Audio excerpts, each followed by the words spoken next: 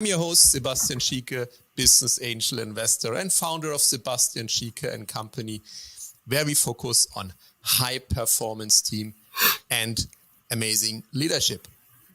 Today, I'm talking to Drazen Orescanin. And Drazen, he's an enabler of digital privacy, a serial entrepreneur, and a founder at Adriatic, which is a data privacy company. He's a founder of an AI incubator. He's an amazing person from Croatia. I'm so glad to have him on the show today. Welcome, Drazen. Thank you, Sebastian, and it's really a privilege to be the guest in your podcast. Yeah, thanks for joining. I mean, we had a couple of pre-calls, and you have an amazing history as an entrepreneur. And we've been in business both over 20 years, so I think we have a lot to talk about. Today, focus will be primarily on data privacy because this is obviously a very important topic, and you are the co-founder of Adriatic, which is focusing on this topic. So maybe, Drazen, before we get into this interesting world of data privacy, tell us a little bit about your story. Where you're coming from and what did you do to end up in the place where you are right now? So actually, I'm from Zagreb, from Croatia. I'm an electrical engineer. I graduated back in early 90s. At that time, I didn't like computers very much, but I was aware that everything will be based on the computers in the future. So I started to work as intern in the biggest Croatian bank. I worked there for about 6 years. And at some point, I was not very happy with the stuff that I was doing because it was like very boring and repetitive. And I thought that it was not up to my potential. And I went to my manager and I talked to him, and he told me like one very, very beautiful thought. And he told me, so, bro, we were like quite familiar in our department. So if you don't like it, you can just leave. And I was like, what? He doesn't know what I'm doing and how I'm worthy to the bank and the company and everything. And actually I left. And very soon I have started my own business with 2 partners. But very soon I also understood how good this advice was. So if you just don't like it, just leave. And I think it's the best advice I ever had in my career. So soon after that, we have started the IT company for services. At that time, early 2000, it was a time when data warehouses and business intelligence systems were quite hot topic. And actually, that was the stuff that I was doing previously. We had experience with some business processes, with technology, so we started the company and tried to make a living out of that. And after 20 years, this company is now about 170 people, and in total, legit, it's about 200 people. And we are the biggest company for data analytics in our whole region in Southeastern Europe. So that's actually the start of the story and how it happened and how I came to entrepreneurship. Story in a nutshell. It's very interesting because we have a lot of similarities. I also started electroengineering yeah. long time ago. And I also started in IT around the year 2000, actually a couple of years earlier. But this was the time of the golden time of IT, right? I mean, there was so much business, I always say everyone who could spell IT could get a high paid job. Yeah, it's amazing. I remember when I came from the university, so my subdomain was acoustics. So until my, 30th birthday, I was only in musics and sports and girls and fun. I was like super lazy, but quite resourceful. Managed to finish the college and everything. And I came from this college faculty of electrical engineering and computing in Zagreb. I came to the bank, and everybody else was from law school and from business school. And they looked at me like I'm god of computing, like Bill Gates. And Yeah, yeah. they looked at me. You know how to use the computer? I said, what? I remember those times. Yeah, Yeah, I was still a student and I'm working as a consultant here for banks in in Frankfurt. Yeah. So I was working on those Clipper stuff and Yeah. those, blue screens. It was quite fun actually at those times. It was an amazing time, there's so much new things happened, and this was IT was a very new area. Then I remember the first project I did in 96. The bank I was working for, they didn't even have internet, email, for their staff, or external email. They had internal email, but no external email. Yeah. So it was very interesting to see this development and how this industry boomed until the year 2000. Yeah. Where, everyone was thinking the world is going to stop. With the Y2K bug. bug. Yeah. I remember working nights here before the New Year's Eve, and also during New Year's Eve. On this night, I went to the client at 2 a.m. I did some checks in the system, but actually nothing happened. Yeah. Apart from the fact that many people made lots of money. I remember I also had this situation with the customer. They were like a big dairy company. Yeah. So we actually need to make all those changes at our analytical systems. And I was working till late in the night. And we actually had one small room in the long corridor. And actually when I went out of the room, so all the lights in the corridor were shut down, and it was like super dark. And everybody went home, including the guy who is keeping the door. So actually, I was laying back on the wall and going with my hands on the wall. And I remember that there are some, curves, and actually it took me like 10 minutes to get out of the building. And the door was locked, and I was like banging on the door because the guy at the reception didn't have a cell phone. So it was really, really some scary stuff at that time. Doesn't happen a lot in consulting business anymore.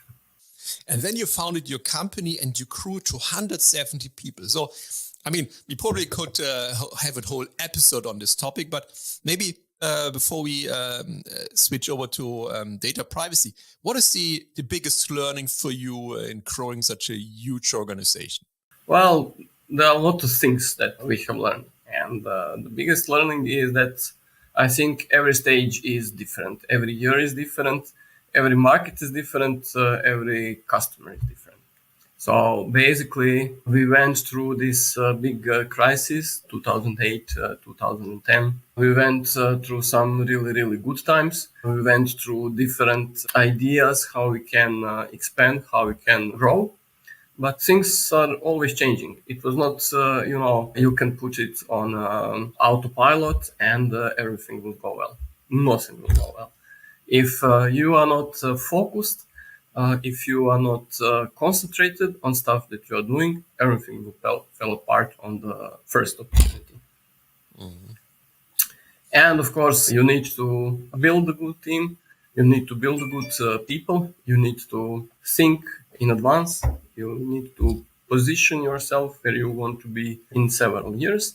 And you need to also understand culture of the company that has 5 or 10 employees is completely different. 50 people or of 150 or 200 people. Oh. But we didn't have any previous experience. When we started the company, we thought, okay, one day when we grow big, we'll be like 10 people. And we were like 10 people in less than 2 years. And actually, we had some ideals that we will do this and we will do that, and we will be like super happy place for people like us, and our customers will be super customers and super happy. And actually, a lot of those ideals were not realized, but actually we understood that we can make something good, we can make some money, and we can make some impact. And I think that's what we are doing.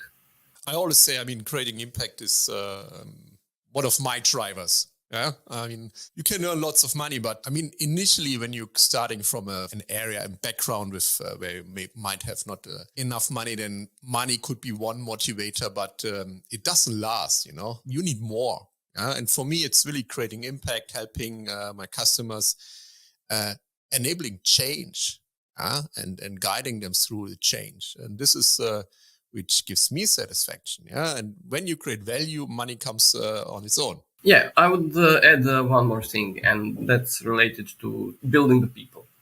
Because in such a big company, we have now like 200 employees, but overall through the company in 20 years, there was more than 500 people. A lot of them came to the company as interns from the college, so they were like completely whiteboard. And we just really did a lot of work with them to teach them how to become better people and better professionals. So it's not okay, we made them, they made it themselves, but we were there to facilitate that and to help them. And I think this is something that we can be really very proud of, because a lot of our former colleagues who came as interns became CEOs of big companies, vice presidents, and they all have good memories of the company, and we also have good memories of them. Yeah, this is so important. I mean, personal development is something, unfortunately, you don't learn in school. I mean, I'm also a big fan and advocate of personal development. I mean, we run a lot of team workshops for our clients, and the personal development of the team members is always one of the biggest focus points, because only if they grow, they can become more successful and they can become more happy. And then also, in the end, providing more value to the company. Yeah, so now we have like a HR department with several people in the department, but when we were smaller, so we had like few criteria when we were employing new interns. So, and that were quite simple criteria. So first criteria is you should finish your college in some normal time. So it should take normally 4 or 5 years. If it's 6 years, it's okay. But if it's 15 years, that means that you are not committed to it. Second thing is you should do something during your college time to make money. So you can either work in a bar or during the summer, I don't know, tutoring or whatever, or have a scholarship. But you need to know that money doesn't fall from the sky. Yes, yeah. You should be able to earn the money. And the third thing is that you should be involved in something else except your school. So that means some kind of sports or, I don't know, dancing or any kind of activity that requires you to be part of the team, to dedicate, to do some training, and to compete for the results. Because in that way, you are developing team spirit. And whoever had those three qualities was a perfect employee. Candidate, yeah. I like the point of earning your own money. I mean, this is something which helped me personally a lot. I mean, to develop the resourcefulness and the skills as an entrepreneur, because I come from a background where we didn't have much money and I had to finance my studying. So I was working until from the age of 14.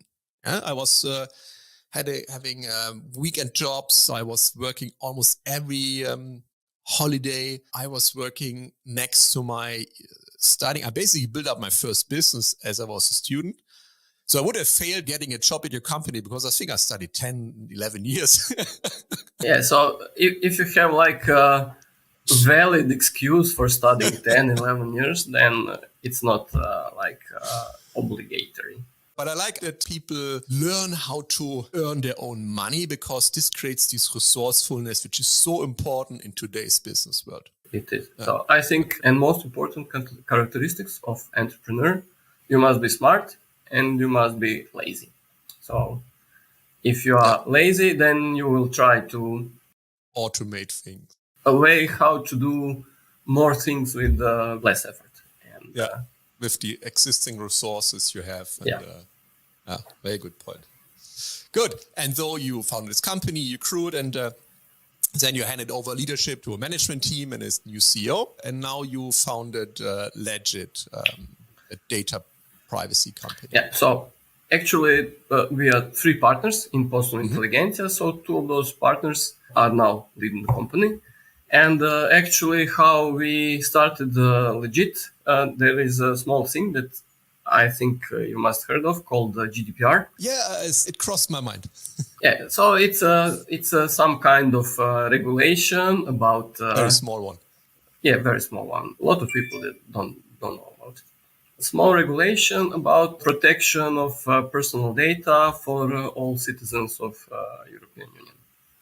So, and it came in force in 2018, and actually in 2017, we said, hey, that could be a nice opportunity to make our own software that will help companies to automate the processes related to personal data processing. And we started this as an internal project in Poslovna Inteligencija, and so we developed something that's now known in the market as a data privacy manager. And it was quite successful in the market.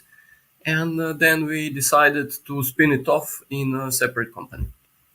So actually in this separate company, we have another partner.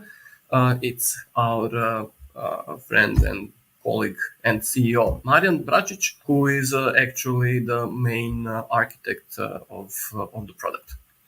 And we did this spin-off in June last year. So now Legit is about 25 people that are in R&D, in development, implementation, sales, marketing, and I'm in charge of business development. And currently we have about 150 corporate customers across more than 30 countries, mostly in Europe, but also some in other geographies like Nigeria and United States. And what exactly does the data privacy manager do? So with the GDPR, there was a lot of new processes that emerged. So that has to be done in all the companies that are handling personal data. And basically, almost every company handles personal data because they either have data of their customers or their employees or both of them. And for smaller companies, that's not a big issue because they have a very, very small number of processes. They are keeping very few personal data, and also they don't have many systems. But for bigger companies, especially multinational companies, they have different systems where they store personal data. They store personal data also in unstructured documents, on shared drives, on OneDrive, Google Drives, SharePoints, emails. And also they have a lot of processes, they have a lot of different systems, they have a lot of people involved in those processes. And actually, when GDPR started, to be compliant, you would need to appoint a person that is called data protection officer to define the processes, to do some assessments, to create something that's called records of processing activities. And in most cases, that was done with usual suspects called Microsoft Excel. Excel, yes. Word documents. You had some folders in your cabinet where you have all the consents signed and blah, blah, blah, blah, blah.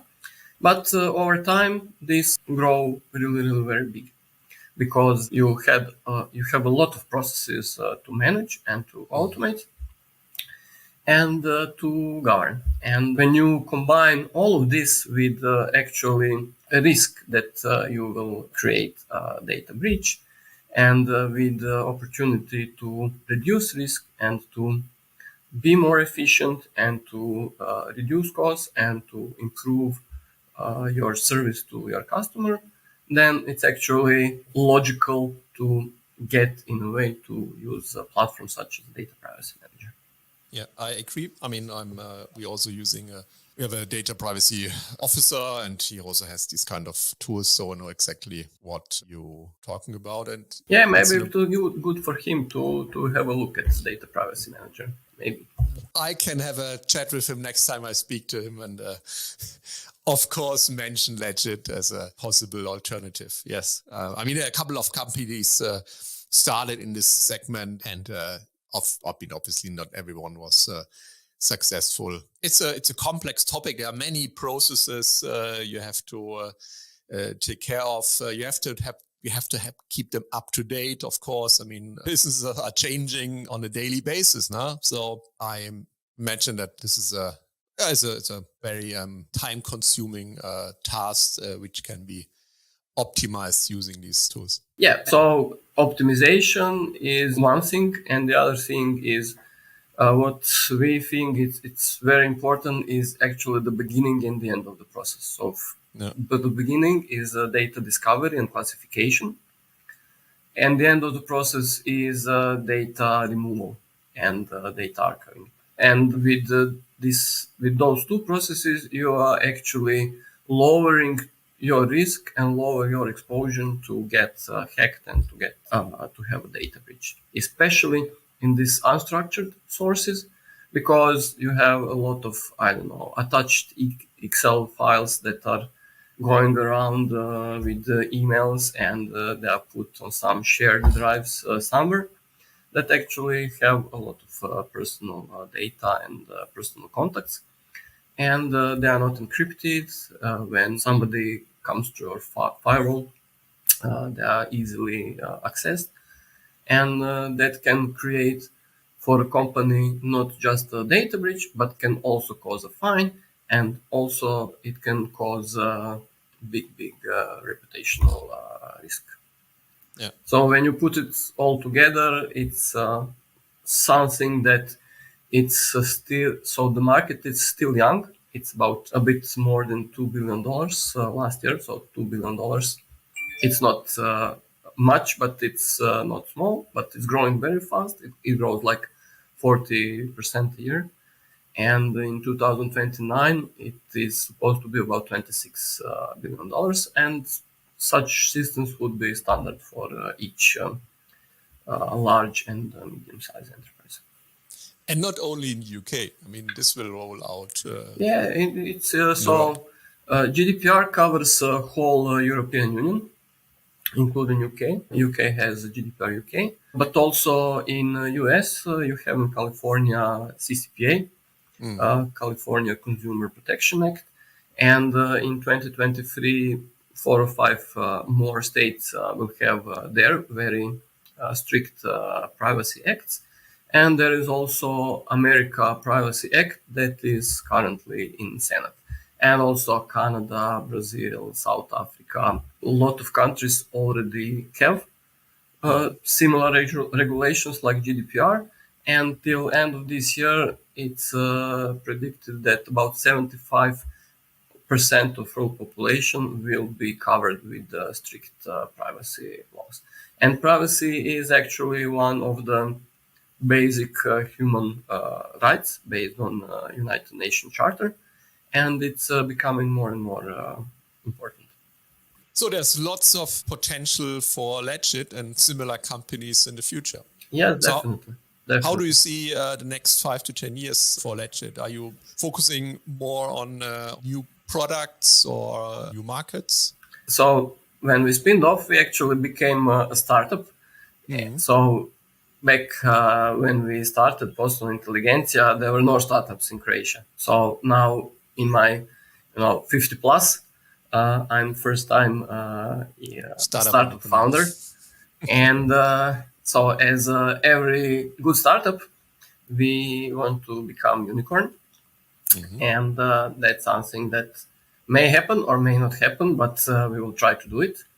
And the first thing that we would need to, so we are now raising Series A investment that will help us scale faster. So with this investment, we are planning to invest part of the money in sales and marketing, and part of the money in additional development of the product. And one day when we raise Series B or maybe Series C, then we'll acquire smaller companies. And that's how it goes. So that's the idea. Mm-hmm. So maybe in 5 years, we can have like another discussion about entering Nasdaq. Yeah. Who knows what will happen? But it's a lot of fun, actually. Sounds very interesting. I see you have a lot of medals in the background. So you are a runner. So I'm originally a cyclist. So cyclist, yeah. I used to cycle when I was younger. So I used to also compete on the road, but not very successfully. I'm also doing some master races now, also some triathlons, things like that. So I always try to be active, and this is like a kind of balance act that helps me to be focused also on. So it's like very important part of my life. Yeah, I completely agree. I also love sports. It keeps me sane. And it's just that it keeps you sane. Competitive sport is a good competence for entrepreneurship. I just invested in a startup, and one of the founders, he used to be a professional athlete before. And the mindset you have as a professional athlete, to succeed, to win. I mean, this is gold as an entrepreneur. Yeah, this is. Yeah. But I actually learned something else from sports. So I learned how to cope with the loss. So basically, cycling is different than many other sports. So if you play tennis, you have like two guys on the court. One will win and one will lose. If you play football, you have two teams. One will win, one will lose. Okay, there may be a draw. But if you go to a bike race, you have like 150 people. One will win and 149 will lose. And actually, when I was competing at elite level, I never won the race. Yeah. So I lost all the races that I was taking part. So, and I knew that I was not that good, but actually I learned how to accept defeat. And one very, very important thing that you have to know as an entrepreneur is not to blame anybody else for things that happen. So we had many situations when we lost some deal, and the guy said, well, they preferred another technology, they preferred another vendor, we didn't have good contacts, and I don't know anything else. No, it's our fault because we didn't build a relationship. We didn't see what is actually the service what our customer really needs. We didn't see that we will lose this deal, and that's walk away deal for us. And to learn people how to be objective and how to and to try to see everything from outside their own perspective, it's very hard. And actually, cycling is very helpful with that, because when I go for a ride after work for like 2 or 3 hours, I'm actually thinking again and again and talking to myself about different scenarios. Yes. And it helps to clear my mind, but it also helped me to try to be more objective. I had the same with running. I agree also it happens with cycling. The only downside is you need more time for cycling than for running. Yeah, but you are going faster on the bike. That's true. Hey, Drazen, amazing conversation. I mean, people learned so much about how to grow big companies, what to focus on, about data privacy, very booming industry, very important industry. Is there anything else you'd like to share with the audience? Yeah, there is one thing actually I would like to share. Actually, as Poslovna Inteligencija, we are running a startup incubator in Zagreb. It's a vertical incubator that is focused on artificial intelligence and advanced analytics. So every product that you want to develop and you have in some MVP phase or prototype phase that includes innovative implementation of AI is a good opportunity for the spots in our incubator. So we are running this incubator for 2 years now as our kind of ESG project. We have more than 25 teams either graduated from the program or currently in the program. Maybe half of them are from Croatia, and the other half are from all over the world. So from US, India, Germany, Belgium, Poland, Slovakia, France. And quite a lot of them are very successful. We have a really, really great network of about 100 mentors.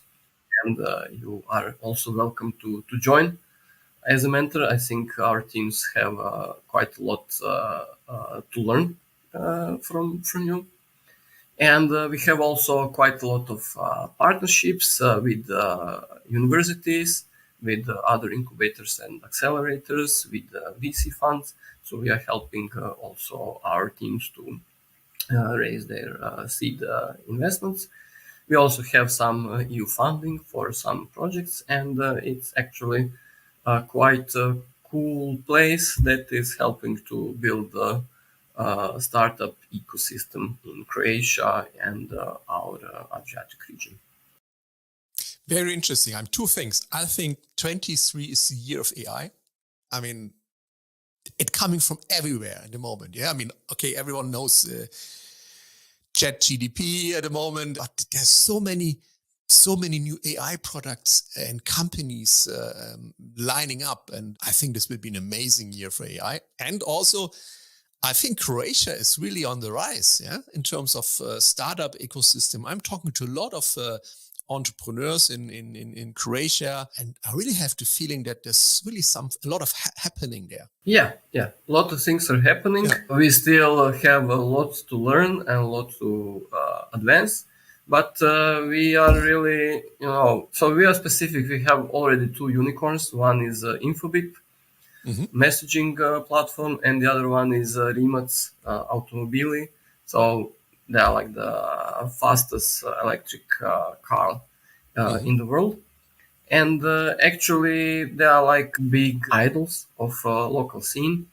And it's just booming and growing. And with help of good incubators and accelerators and mentors and the whole ecosystem, we can really just help a lot of good companies to grow to those levels and become new unicorns. There's so much opportunity.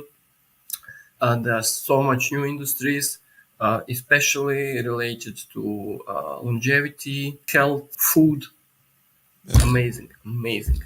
An area to look out for, and AI and Croatia. 2 hot topics. When you come to Zagreb, be sure to come to visit us. Something I need to put on my list for this year, visiting Croatia. Yeah. Drazen, thank you so much for your time. It was a pleasure speaking with you, and all the success to Legit. And I'm sure we need to find a time to personally meet this year in Croatia. Would be a pleasure for me. Thank you so much for your time and have an awesome day. Thank you so much for inviting me to your show. It's really a pleasure.